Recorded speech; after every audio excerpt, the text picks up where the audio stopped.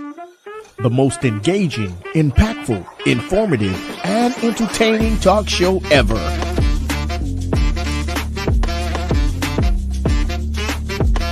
Get ready to hear the voices of many local, state, and national artists, musicians, comedians, pastors, athletes, and politicians.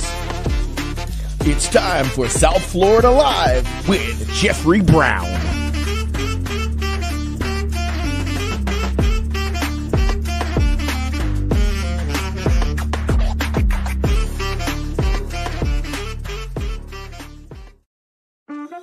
The most engaging, impactful, informative, and entertaining talk show ever.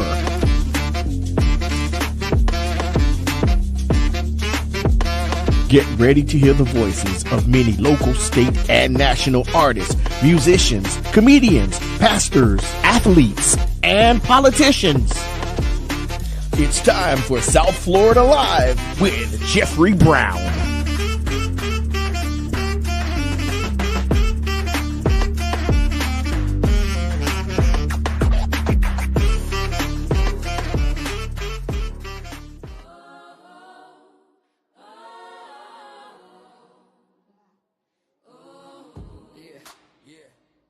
Glitch in the matrix. How can that be? Is there something unreal in what you see? On the count of three, open your eyes. All right. Hey, good evening. Come on in. It's the South Florida Live Podcast. Once again, I am your host, Jeffrey Brown. And as we always say, this is the day that the Lord has made. We shall rejoice and be glad in it. Hey, come on in, guys. Come on in. Let's get it started. We're on a schedule tonight. Hey, listen, tonight is going to be a powerful episode. On tonight, we have two amazing ladies with us on tonight that we get the opportunity to interview and share with, and they share with our audience on tonight. So please, those that are viewing by Facebook, those that are viewing by YouTube, those that are viewing by Instagram, hey, good evening to you, and welcome to the South Florida Live Podcast on this evening. So come on in, share with someone.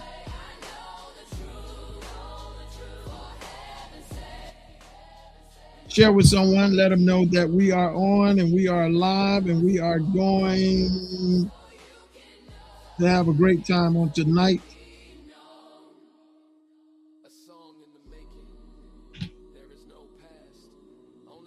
Let them know they don't want to miss tonight. They don't want to miss tonight. Trust me, I'm telling you, I got two amazing ladies with me on tonight. Two amazing ladies with me tonight, and they're going to share some things in their own way on tonight. So you don't want to miss it. So make sure that you share with somebody. Let them know that the South Florida Live Podcast is on. Those that are viewing by Facebook, do me a favor if you will. Go ahead and like and share, if you will. Like and share, if you will. Go ahead and also tag some people that you know. Tag some folks that you know to join us. At least 10. Tag at least 10 of your friends. They're not doing anything. It's Thursday night. What are they doing? I don't think anything really comes on Thursday night. So tag them and let them know that we are on, we are live, if you will. Thank you so much. Those that are viewing by YouTube. Hey, listen, if it's your first time viewing by YouTube, do me a favor. Go ahead and hit that subscribe button, if you will. And when you see that little bell, click on that bell, and then you're going to click all, okay? Once you click all, that way you'll get notified every time we go live. You'll get a notification every time we go live. Would you do that for me? Thank you so very much. Hey, listen, if you just want to hit us up and share some things with us, if you want to hear something, some topics, some things that you want to hear that maybe you want us to talk about and discuss and research and look up, hey, go ahead and hit us at South Florida Live Podcast at gmail.com. South Florida Live Podcast at gmail.com, and drop us a little note and let us know, and we will check it out. We'll make it happen for you. All right. Thank you. Once again, please Uh, like and share. Like and share if you can. Like and share. Like and share. Make a comment. Let me know that you're there. All right. Listen, like I say, we're on a schedule. We're gonna get this party started. Um, I am so I'm so excited to have the this first guest that's on. Um, Watched her from afar, watched the journey um, from afar, how she has made some moves and doing some things um, in her city, and she has a heart, a, a big heart for to serve and for people. So listen, we're gonna hear from her tonight. We're gonna hear from her tonight, and I'm gonna bring her on and let you guys hear also. And that's the one and only. My friend, my sister, the doctor is in the house, y'all. Dr. Mary Smith. Hey, good evening to you, and welcome to the South Florida Live podcast. Good evening. How are you doing, Mr. Brown? Glad to be here. I'm doing well. I'm doing well. I'm doing well. I hope you had a day of peace and blessings and a productive day on today. Yes, I did. Thank you. Good. Hey, listen, I know you're on a schedule, so we're just gonna jump right into it if we can. We can get started and just let the people know who you are. Listen, I am so honored. I am so honored this evening to have you with us on this evening. We Dr. Mary Smith. Dr. Mary Smith is a candidate, y'all. She's a candidate for Lauderhill City Commissioner, seat 4. Yes. So once again, thank you for joining us on tonight. So let's do this. Audience here, they're viewing, they're watching. Can you just share with my audience? Just tell them a little something about yourself. Okay. Well, I'm Dr. Mary Smith, and I'm running for Lauderhill City Commissioner, seat 4, because I truly believe that our city deserves strong, transparent, and accountable leadership that puts our residents first. I am currently a professor at Lynn University in Boca Raton, Florida, in the College of Business and Management. I started as a Lauderhill resident. I've been a longtime resident for over 50 years. I raised my family here. I built my career here. And I have been just a grassroots resident. And I know the struggles that we've all faced in this city. And I'm running because I want stronger leadership. In my previous career, I was an area manager. I had 2 counties.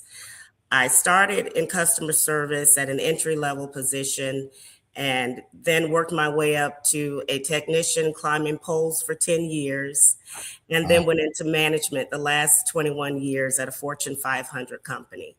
And in my career, I solved major problems. I managed multi-million-dollar budgets. I developed leaders, and I know about bringing people together to achieve measurable results. So I'm running right now at this time in my life because I feel, number one, that God has told me that it's time for me to run, that the time is now. I'm also running because I see that we need change. And if we had stronger leadership, we could have a stronger Lauderhill. And I am that leader. So that's why I'm running. Okay. Yeah. So, but what inspired you though? What really inspired you to do this thing? To actually, because most people, I don't think this is something that you, when you were younger, said, you know what, I want to be a politician one day. I want to get into that. So, what is it that inspired you to say, you know what, do this? Yeah. Yes. Well, currently I'm on the Planning and Zoning Board for the City of Lauderhill. So I have a voice that helps our community. And I realize that our youth, our seniors, we need a voice in Lauderhill. There are some things that need change, such as We need responsible spending. And I feel that our residents deserve a voice in the decisions that actually affect their daily lives. So if not me, who? And if not now, when? So that is why I'm running, because I feel that now is the time. I And am I'm a yeah, retiree. My kids live in Georgia, and the timing is just right for me to be that voice for our residents. yeah. And you, since you went there, let's go here. What do you believe are the biggest challenges currently facing the city of Lauderhill right now? Well, I constantly hear about safety and crime being a major issue for several of our residents. I also feel that responsible spending is a major issue. We need more transparency. Our residents need to understand where their tax dollars are going and not after they've been spent, but they need to have a voice in those decisions that are being made. And then I feel that we need more measurable outcomes. So another issue would be our small business and economic development as well. So since you mentioned about the safety of the city, so um, public safety is important in most cases. So what plans do you have to keep Lauderhill safe while building the trust between residents and law enforcement? Because I know that sometimes that's a big issue in some cities, some towns, that the residents don't feel really safe and they don't have a real relationship with with law enforcement. What would be your plan to change that? Yes, well, being that I'm a leader, I feel that leadership is all about setting goals and holding people accountable. And if I were the commissioner for the city of Lauderhill, my first step would be to set some measurable goals and for the officers to understand that they're a critical part of the crime in our city and that they need to take accountability. So I would hold them accountable and have their measurements be based on the success of our crime decreasing in the city of Lauderhill. You also mentioned about the economy. Economy development is a major concern as well in many cities. So, how would you attract businesses and create opportunities for residents in Lauderhill? Well, one of my things, as also I'm a business owner as well, one of my things that I would do first is to take a look at why businesses are unable to sustain in the city of Lauderhill. I would then take a look at what resources, whether they be local resources, city resources, state resources, or federal, to find out how we can help these business owners. Because right now we have businesses that start up in Lauderhill, but they're unable to sustain. And we need to find ways to have those dollars turn over in our own city. So I would work with the residents and business owners to find ways to turn over that dollar within the city of Lauderhill. Okay. Wow. So in what direction and what area, I mean, would you first focus on and try attract and bring what type of businesses? Because I know Lauderhill is it's a different kind of field there in Lauderhill. So what are some of the businesses that you would actually go after and try and attract to come to Lauderhill? I think we need more inclusive and like diversity in the city of Lauderhill. And I would try to attract businesses from all ethnicities. And whether that be, we have a lot of parks, but I feel we need more places where we could take our families, because raising a family here in Lauderhill, that was one of the things that was of concern to me. Other than parks, where could I take my family for just a great night of having fun or having a great dining experience? That would be something that I would focus on. And especially somewhere safe. Definitely safe. Now that means does that mean there's particular areas that you look to put those No, businesses in? no, I think every area could be safe. every resident has something to bring to the table, and we could do it together. We can have a stronger Lauderhill if we had stronger leadership. And I am that leader. So I feel that when we come together and I listen to the community and I engage with the community and I work collaboratively with the community, we can move Lauderhill forward. Yeah. And because I asked that because a lot of times people are hesitant of bringing certain businesses and certain things to certain cities because they worrying about certain areas that it could be in, more out west and in the east. But that wouldn't be the case.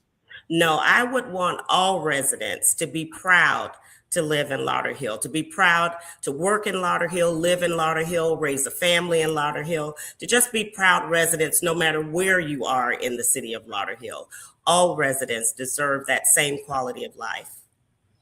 Now, Dr. Smith, yes. During this, we are in a situation now with this current administration, and a lot of stuff has happened. And one of the major things that we see that's on the rise again is affordable housing. Yes. That's continuing to be a challenge all across South Florida and everywhere. What role should the city play in addressing housing concerns? I would agree that is a major problem everywhere. I would start with taking a profile of the average resident of Lauderhill that needs housing, and that's where I would start, and then try to couple that with resources or grants that are available out there. I would look at the local businesses that we currently have and see if we could possibly do some type of a program to get more workers in the city of Lauderhill and those local businesses, perhaps starting a website where local businesses would post the job openings in Lauderhill. And then we get our youth and our residents to make more income, and then they would have a better way or a better chance of getting housing. Wow. Yeah. That's where that's good. That's where it starts. It starts with the economic part of it and building the wealth to be able to have the affordable house. Now, is there a certain group that you would target, or by data, or how would you target those that's struggling with the affordable housing? Well, we would have to look at the data. Number one, as I said earlier, we would have to take a profile of that average resident that needs the affordable, to have the housing. And from there, we could then work with other organizations inside and outside of our city, even local government, federal government, state government, to get the monies and grants and things and resources, use those resources that are available and connect our residents with those resources. But that would take some time. Yeah. And that's the thing when you're saying about transparency, being transparent and communicate with the local to the people. And that's some things that you have to remind them that some things takes time. I know most people, they don't want to, Yes, we need more transparency as well. I think that communication is very important. Let's face it, I'm only one person. So if I'm elected, or should I say when I am elected to the Lauderhill Commission, I will still need the residents to come together, but we could do it together. It would take some time, but as long as we bring those things before the commission, I would be that person in the commission that would have the voice for our residents. So, and I would also, beyond that, I would make sure that the residents understand what is going on in the commission. I would provide a newsletter to break down some things so that they can clearly understand what happened at each commission meeting, as well as attending quarterly HOA meetings with the residents and the HOA presidents. Now, you just said something that I think in most areas is lacking. The numbers are low, and in the community, residents attending commissioners meeting. Is there a way that you would engage the community once you are you have that seat? Is there a way where you can engage the community of Lauderhill, not just some of the community, but the majority of the community, to start attending, the importance of attending those commissioner meetings? Yes, in order to do that, Mr. Brown, you have to find out what motivates people. And each person is motivated by something different. And I know that because I teach leadership. And so I would have to incentivize some things so that residents would want to come out and see what is going on in their own city. Once they start seeing measurable results, I think that would encourage them to become more engaged as a community. Because I know all over that's one of the biggest issues in most cities and in the community. They don't attend. Yes. Yeah. Okay. I understand that some residents, some residents work 2 and 3 jobs. Life is lifing right now for a lot of people. And I understand that, which is why you have to meet people where they are. So that is why I would provide that newsletter so that residents can stay informed and know exactly what is going on in the city of Lauderhill. We don't really have that right now. Oh, wow. That communication is a key. It's key. Yes. Now I'm gonna touch on this area because for 28 years I was in school, Broward County schools, and young people were my gift, my calling, my thing. So I'm gonna ask you, our youth are the future. They are the future. So what initiatives would you support to invest in young people and provide positive and opportunity for them?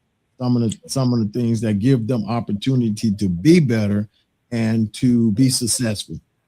Yes, and that's a great question. Like I told you earlier, I raised my children here, and I know some of the challenges that our youth have.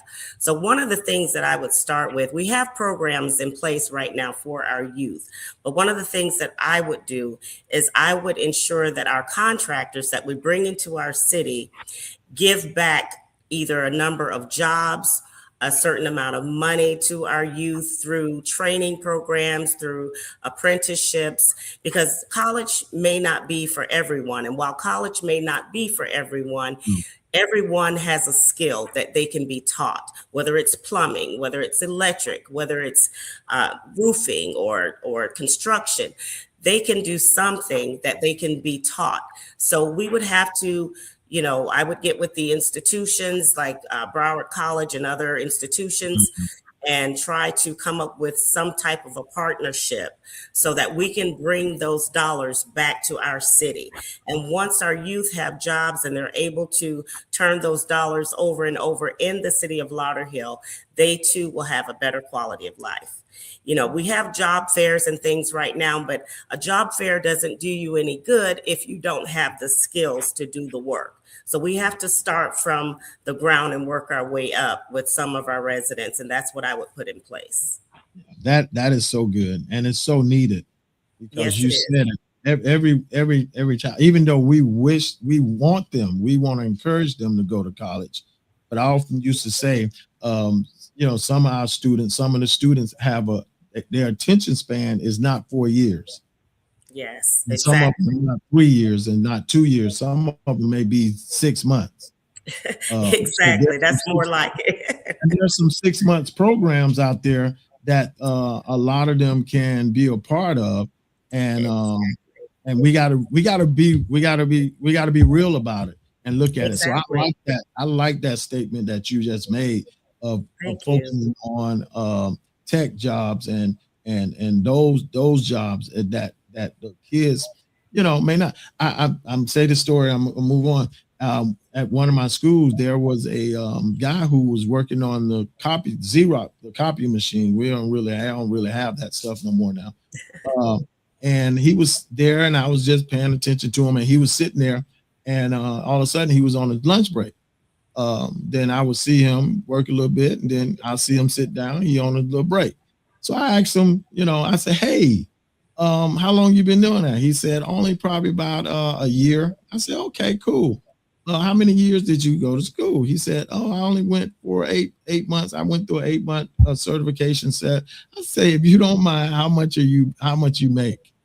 And when he told me he was making at that time, this was like 2010.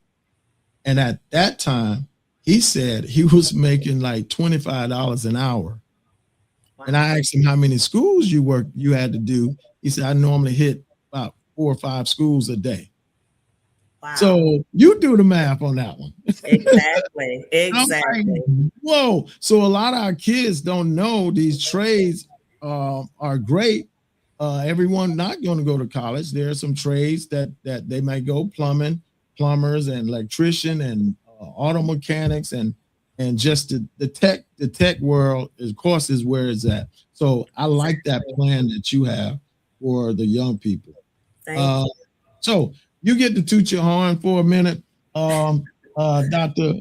Smith, because I'm gonna ask you what makes you the best candidate for the Lauderhill City Commissioner seat for. What makes you the best? Why folks should vote for you? Well, I know that I'm the best candidate because let's just face it, I have the leadership skills. I've worked my way up from the very bottom. I have a plan that includes measurable outcomes. I know what the issues are. I've been a longtime resident in the city of Lauderhill, and God has called me for such a time as this. So I just know that the time is now for me as a leader to be the city commissioner in Lauderhill seat 4, because with stronger leadership, we can have a stronger Lauderhill. Wow.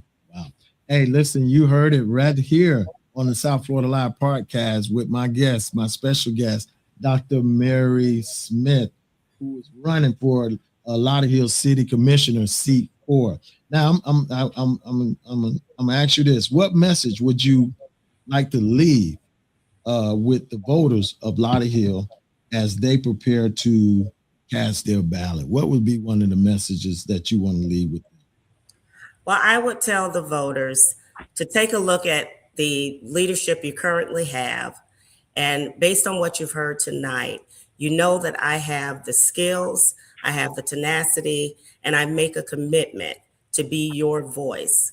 And I want you to know it also takes dollars. So please go to my page. No amount is too small. Your campaign dollars help me with yard signs, help me with postcards, door knockers, mailers, and so forth. So please, please, please donate at www.marysmithforlauderhill.com.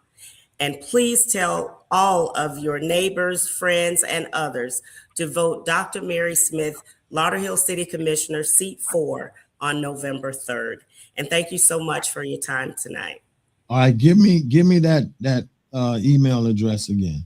That website is www.drmarysmith, that's DrMarysmith, 4 FOR, Lauderhill, LAUDERHILL.com.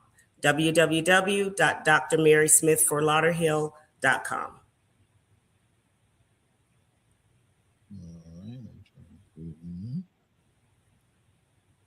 FortLauderhill.com. I think I did it right.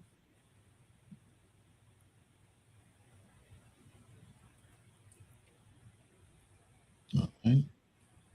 Dr. Mary Smith for Lauderhill.com.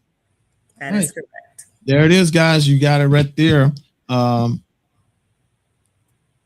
Make sure elect Dr. Mary Smith for Lauderhill City Commissioner. There it is, seat 4. Remember, seat 4 for Dr. Smith. Once again, thank you so much. Thank you for having me. You already told us how we can reach out. They can reach out to you. So thank you. Thank you, Dr. Smith. for joining us on this evening on the South Florida Live podcast. We appreciate you sharing your vision, a powerful vision at that, for the Lauderhill, and encouraging residents to stay and, of course, stay informed and stay engaged and stay pay attention what's going on. And I told them last week that they have sometime we have to do our homework on our candidates. And just because, we know them, that don't mean we don't do our homework. That's right. Always have to verify, check and verify. Yes. So once again, appreciate you. Thank you for taking out your busy schedule to be with us on tonight on the South Florida Live podcast. We wish you well. We know it's going to be well. We know it's going to be victory at the end. So Thank you so much. And we're praying for you in your journey, during your journey. Thank you so much. All right. Thank you. There it is, Dr. Smith. God bless you. God bless you. Hey, there it is, y'all. That was Dr. Smith, Dr. Mary Smith. Once again, she is running for Lauderhill Commissioner, Seat 4, Lauderhill City Commissioner, Seat 4. So those that was on you, Lauderhill, or those that know Dr. Smith, let's get the word out. Let's push the word out. Let's encourage her. Let's those that know anybody that lives in Lauderhill, tell them to get out and vote. How about that? Get out and vote. Let's vote. Let's do it. Okay. Hey, listen. Before I bring on my next special lady, I just want to make this announcement for next Thursday, y'all. Next Thursday, remember, there's going to be a candidates forum next Thursday, July the 2nd, next Thursday from 5 to 7 p.m. At the St. Ruth Missionary Baptist Church, 145 Northwest 5th Avenue in Dania Beach, Florida. If you plan on attending, go ahead and write those numbers down and be in attendance.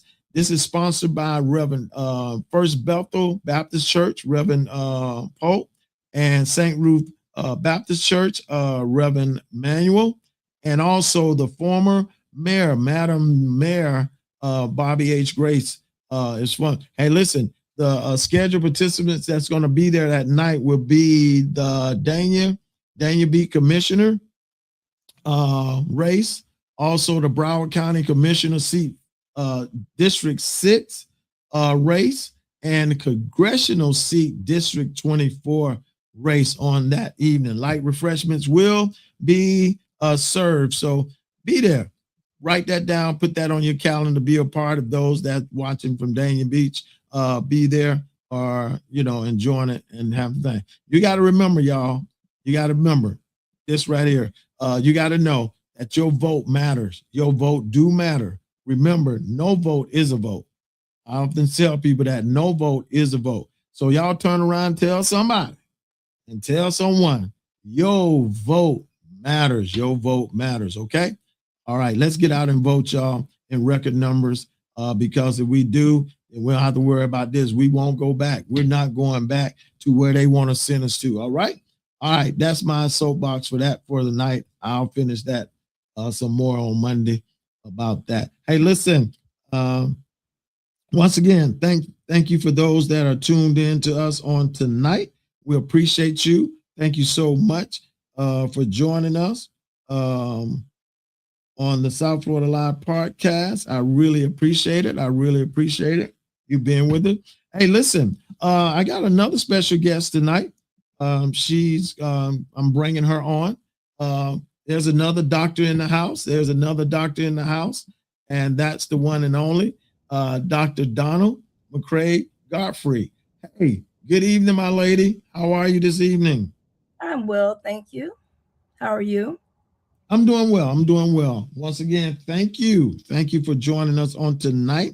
We'd like to welcome you to the South Florida Live podcast on tonight. Once again, it's my honor tonight to have you with us and share with the audience of this upcoming event that's going on.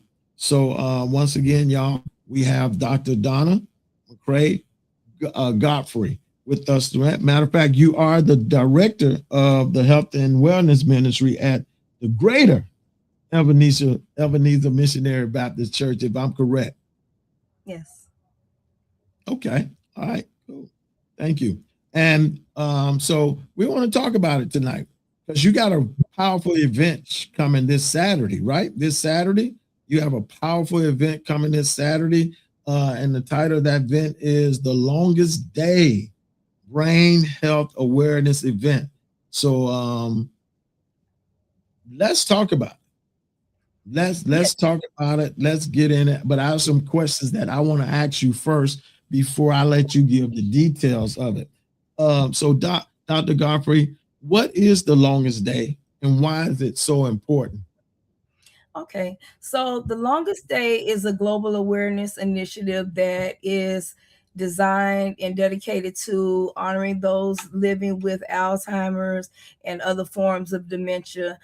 This day is developed around the summer solstice, and it is basically designed to recognize those living with the disease because this is the longest day of the year. The idea of the day is to say, hey, this is the longest day of the year, but it also represents and symbolizes the long and difficult journey that individuals with dementia often face. But it also represents the difficult journey that individuals and families who care for those with dementia go through. Yeah. That this is such a touchy area that a lot of people just don't know what a lot of people go, especially caregivers, go through dealing with this, and the lack of information that's out there. It's there, but a lot of people don't know the insights and the depth of the longest day and the importance of it. So why? Tell me this, Doc. Why is it that why is the should the churches, the communities, families be involved in this brain health awareness? Well, the reason why the churches should be involved is because the churches have the particular they have the special unique ability to connect with the community. They have the ability to raise awareness. They have the opportunity to educate. They have the ability to bring awareness.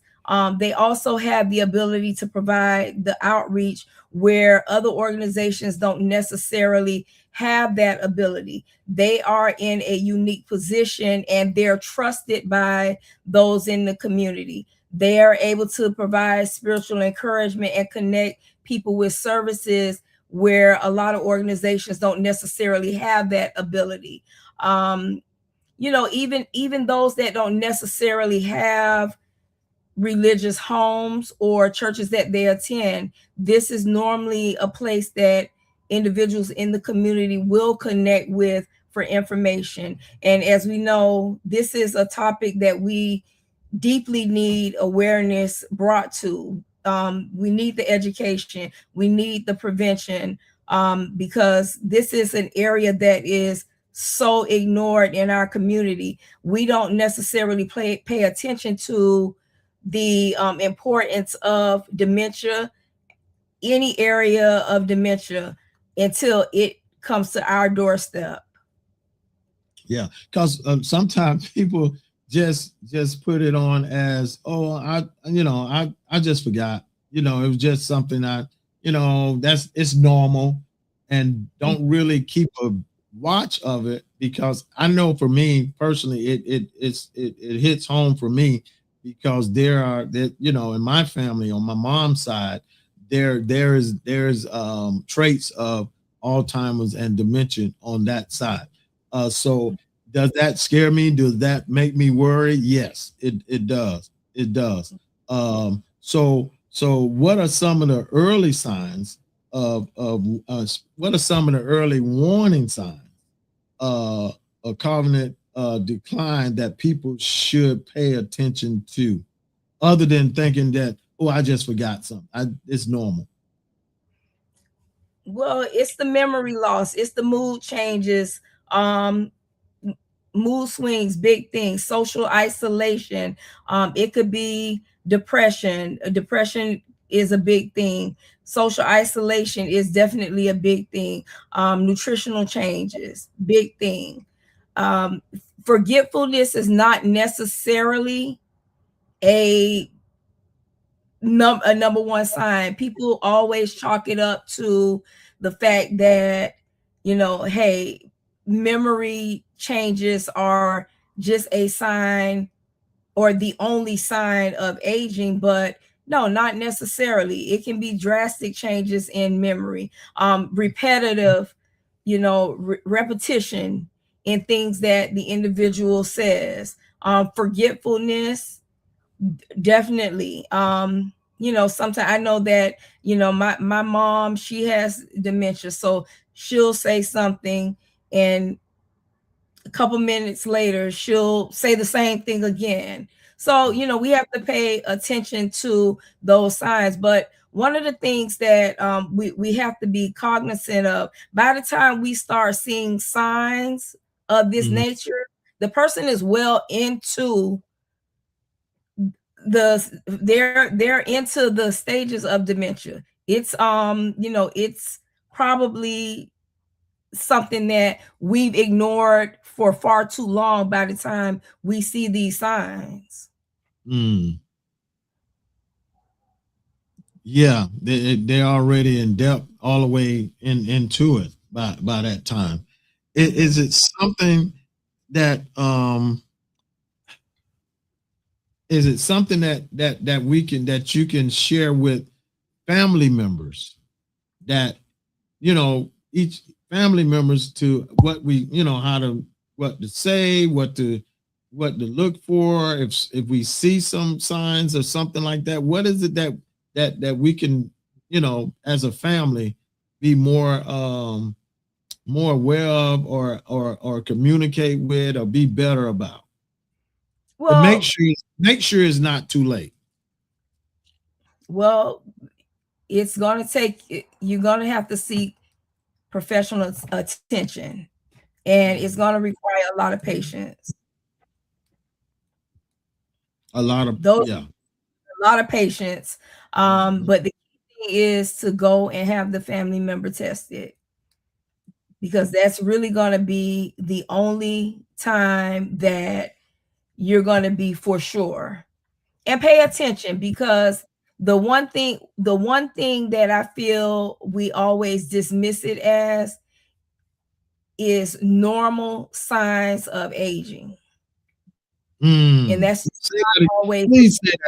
Please say that again. Please say that again. We dismiss it as normal signs of aging, but I'll be honest. I have a friend that her grandmother, she passed away. I think she was like 107. Her grandmother didn't have that kind of forgetfulness. She didn't have dementia, and she passed away, and she did not have dementia.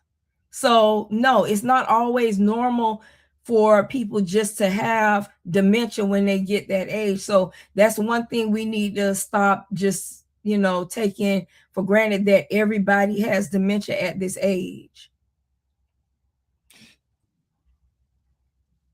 Or as they age, say. As they get older, because you're right. Most of the time they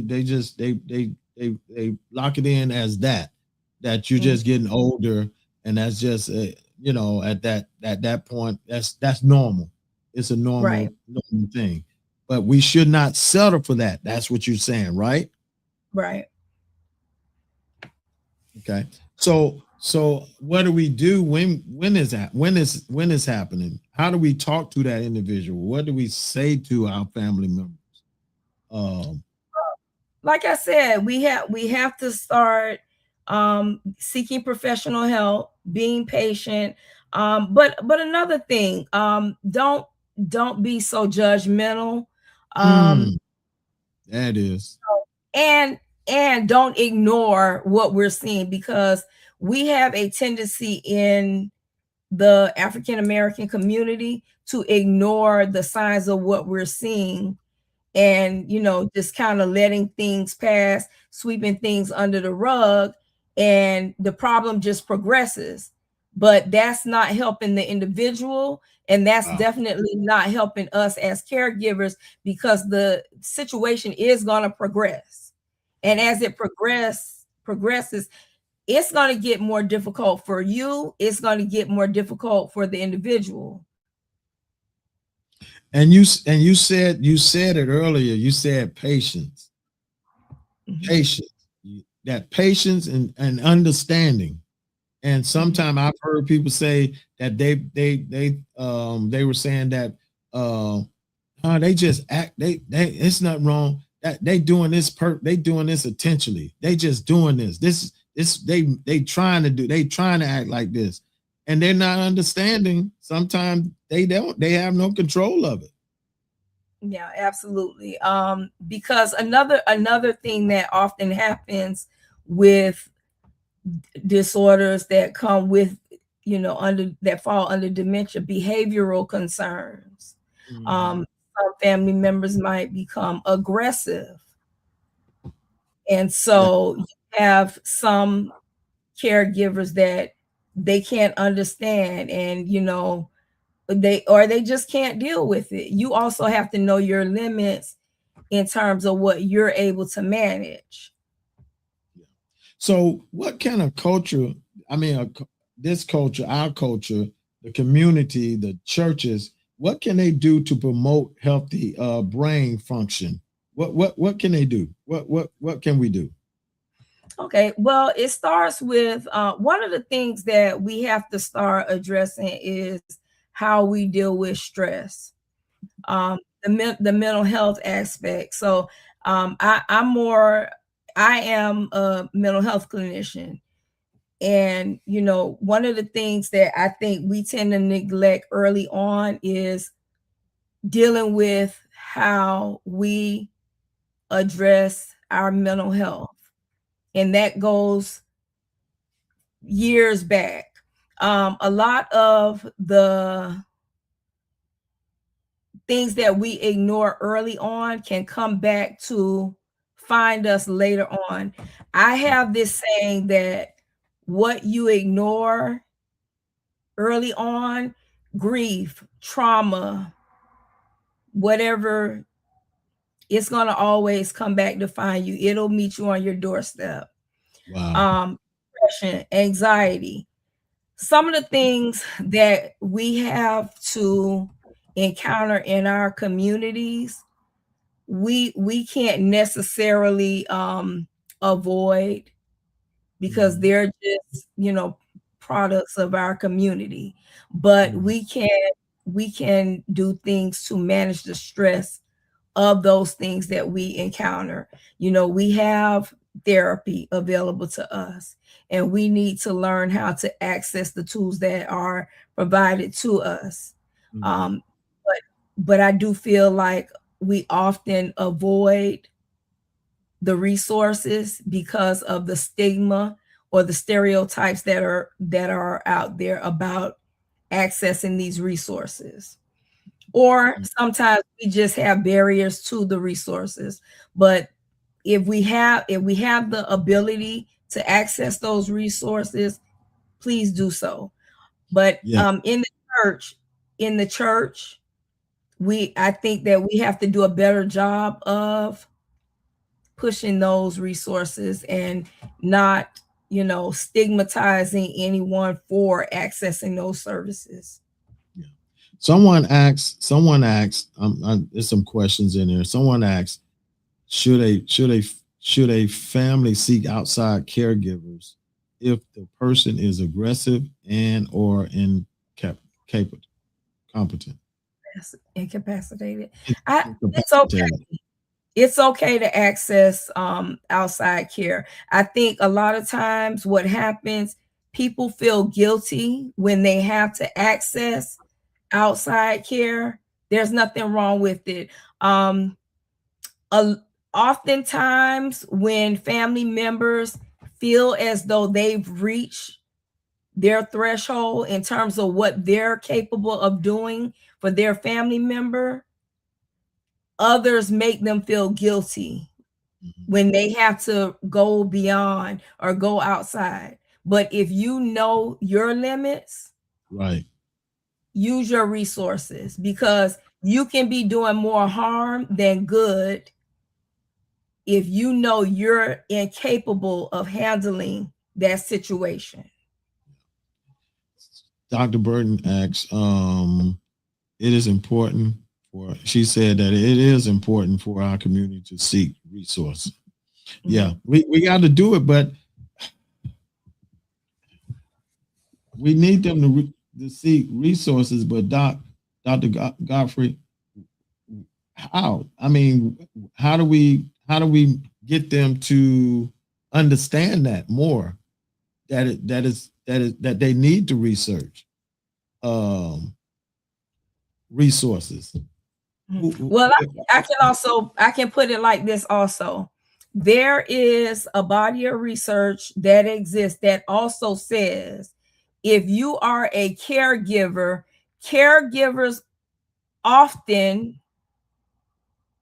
die before the people that they're caring for.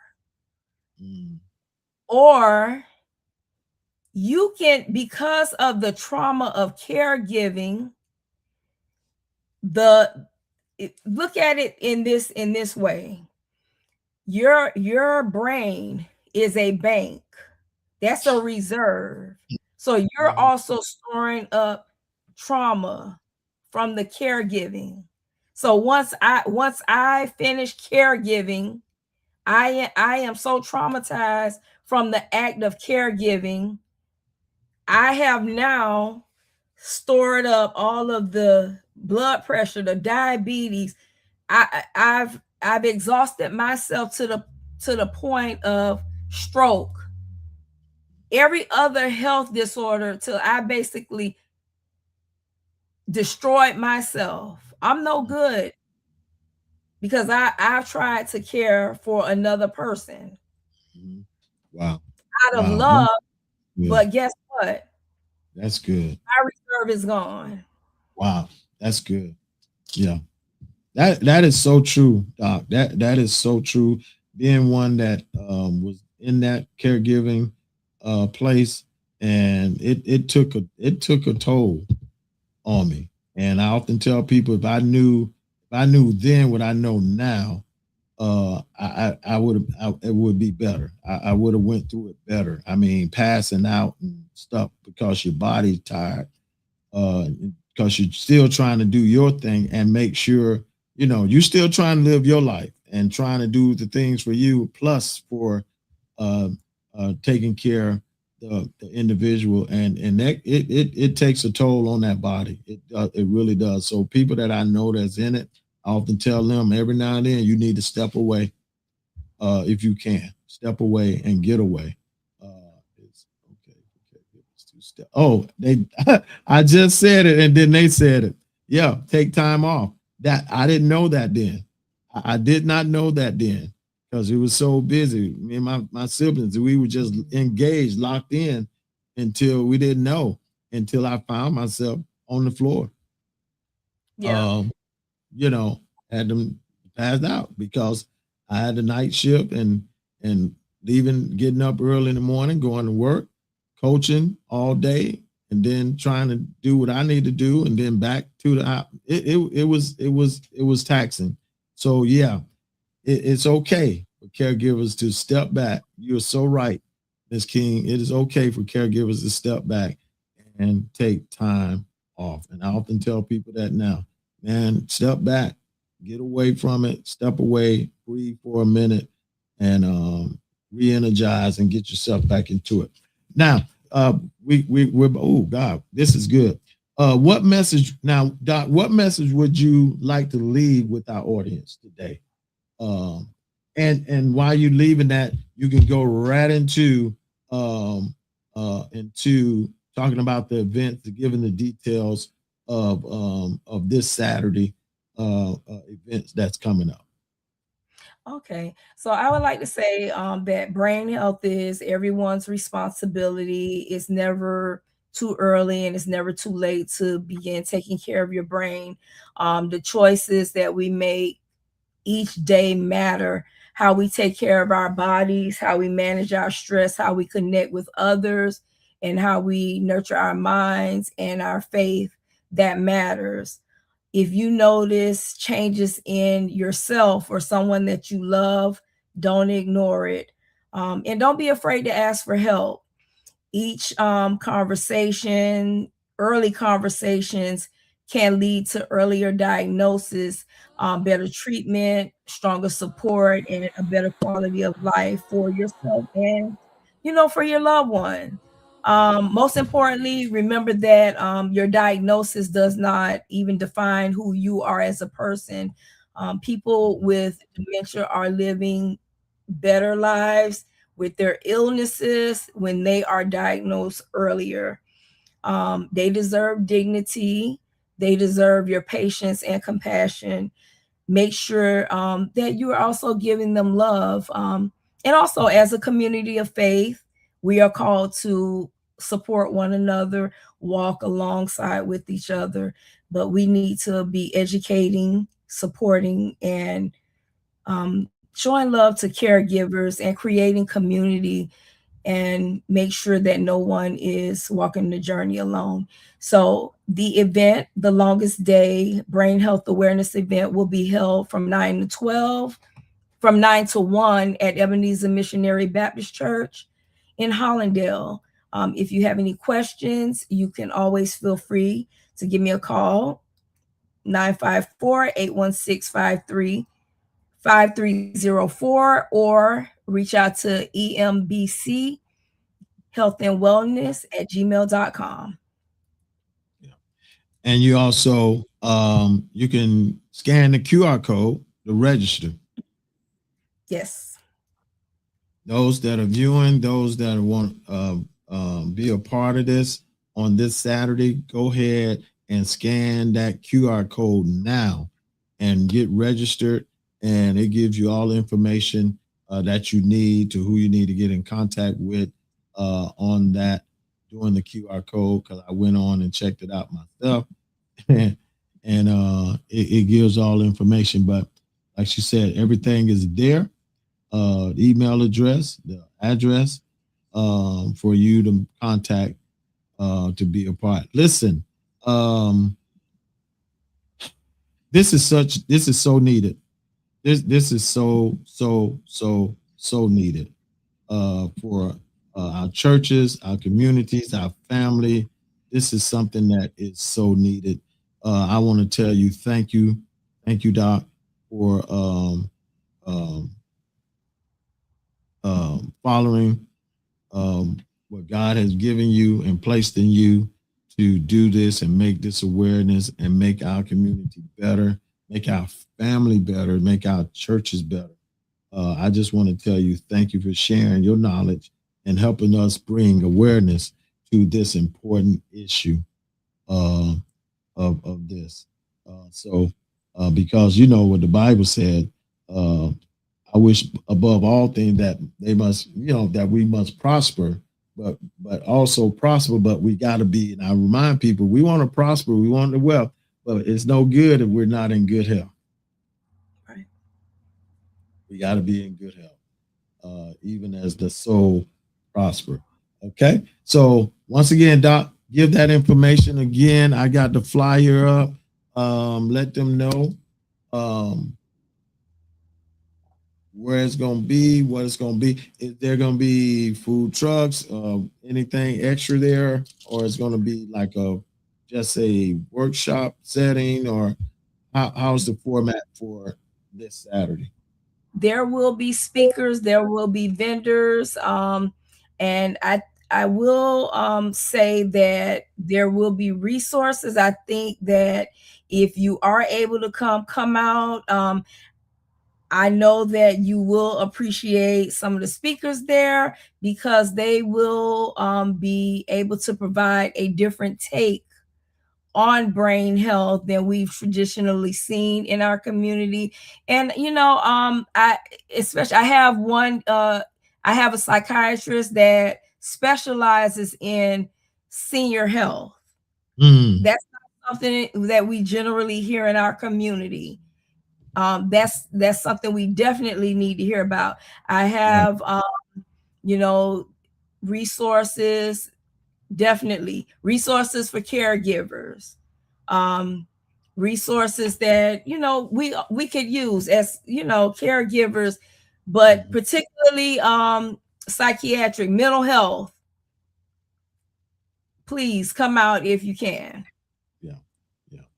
Once again, thank you, Doc. I really appreciate you coming on and sharing this with my audience, sharing it with the community.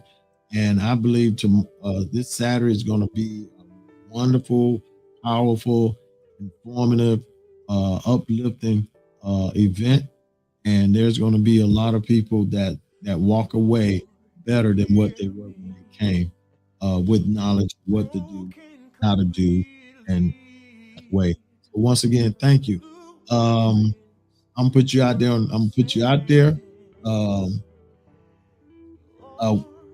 We're gonna find time to come back to the podcast, because we did a mental health last year for we did it like a couple of weeks, just talking mental health. Also, we have a segment that we call Evening with the Brothers. My brother keeper. We dealt with men suffering in silence, dealing with mental health. So it's out there, it's for real. But I would like to bring you back someday, one evening, and let's continue this conversation. How about we just make this? let's make this conversation a regular. The more we get it out, the better people are gonna be. Yeah. Thank you for having me. Once again, thank you so much, Dr. Godfrey, for being with us on this evening, for being on the South Florida Live podcast on this evening. I thank you so much. I appreciate you. Once again, we will be hearing from you again. We'll be back here very soon. But once again, thank you. God bless you. And I'm praying for the event on this Saturday. I won't be able to attend, but my prayers are with you, that everything will be a success on this. God bless you. All right, y'all. You heard it right here. South Florida Live Podcast. Listen, I told you it was two powerful ladies on tonight. Dr. Mary Smith, candidate for Lauderhill Commissioner seat 4.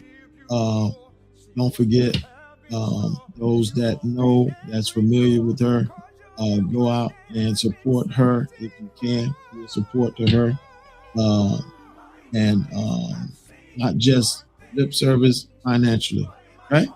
All right, let's do that. And also remember this Saturday, the longest day brain health awareness event at the Greater Ebenezer Missionary Baptist Church this Saturday, y'all. Those that are viewing, if you want to register, you can register right now by just scanning the QR code to register right there on the screen. Okay.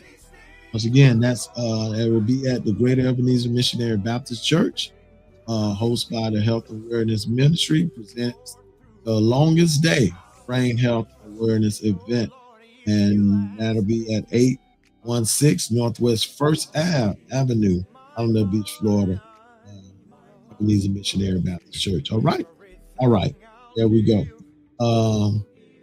Thank you once again, everybody that tuned in, that was locked in. Thank you for sharing. Thank you for being on here. Thank you for those that have viewed us by Facebook. Thank you for those that viewed us by YouTube. Appreciate it. Thank you. Once again, appreciate everybody.